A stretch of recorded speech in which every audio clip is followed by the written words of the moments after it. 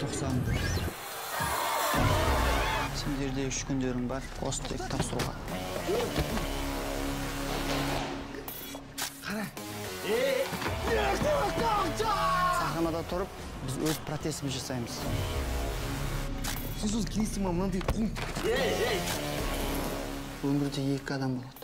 Біреу орнынан қозғалыс бермейді, дәл сол қапында қалғанды қалады. Ал екінші жағаға ұмытылады. Енді біз тоқтай алмаймыз.